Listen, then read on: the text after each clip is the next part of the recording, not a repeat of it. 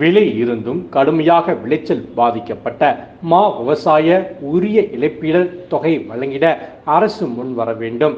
நத்தம் மா விவசாயிகள் கோரிக்கை.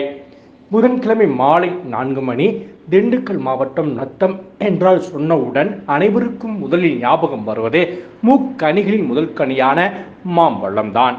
நத்தம், செந்துறை, சானார்பட்டி, கோபால்பட்டி, அஞ்சுகுழிப்பட்டி உள்ளிட்ட சிறுமலை மற்றும் கரந்த மலையை சுற்றியுள்ள இப்பகுதிகளில் சுமார் 25,000 ஹெக்டேர் பரப்பளவில் மல்கோவா, இமாமஸ், பங்கனவள்ளி, செந்தூர், காசா லட்டு, அல்போன்சா, கல்லாமை, கிரேப், நாட்டு ரகம் உள்ளிட்ட மாம்பழங்கள் அதிகம் சாகுபடி செய்யப்பட்டு வருகின்றன.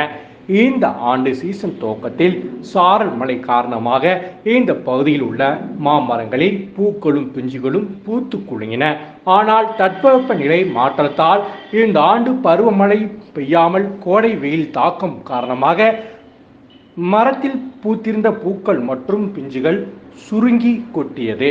இதனால் காப்பாற்றுவதற்காக டிராக்டர் மூலம் விவசாயிகள் மாமரங்களுக்கு தண்ணீர் பாய்ச்சியும் பல கடைகளில் விவசாயிகள் மருந்தை வாங்கி தெளித்தும் செலவுகள் செய்தும் இழப்பீடு ஏற்பட்டு விளைச்சல் கடும் வீழ்ச்சி அடைந்துள்ளதாக கூறும் விவசாயிகள் இந்த ஆண்டு மா விளைச்சல் 100 மரங்களுக்கு 10 மரங்கள் தான் காய் எடுத்துள்ளது. ஒரு ஏக்கருக்கு 1 லட்சம் முதல் 2 லட்சம் வரை செலவு செய்து உள்ள நிலையில் தற்போது 10% மாங்காய் கூட காய்க்காததால் தங்கள் உழைத்ததற்கான ஊதியம் மற்றும் மருந்து செலவு தொகை கூட கிடைக்காமல் பல லட்சம் ரூபாய் நஷ்டம் ஏற்பட்டுள்ளதாக தெரிவிக்கின்றனர்.